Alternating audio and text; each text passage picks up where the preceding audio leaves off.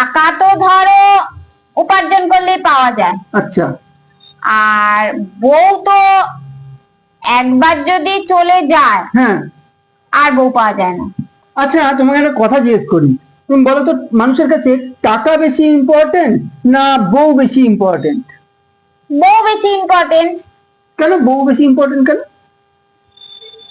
টাকা তো ধরো উপার্জন করলেই পাওয়া যায়, আচ্ছা আর বউ তো একবার যদি চলে যায় হ্যাঁ, আর বউ পাওয়া যায় না।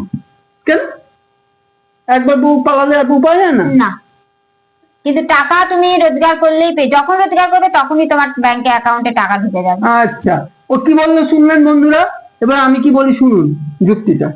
এই ধরুন টাকা, এবার দেখুন, টাকা এসো আমার কাছে, এসো টাকা, এসো আমার কাছে, এসো, আমি ডাকছি তো।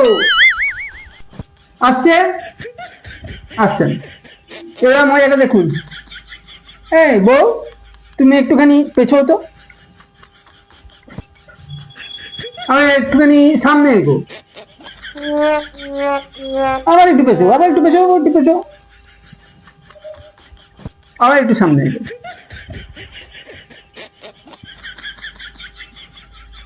দেখলেন টাকা কত ইম্পর্টেন্ট, কত ঘ্যাম, ডাকছি তাও আসছে না। আর বউ যখন যা বলছি তখন তাই করছে।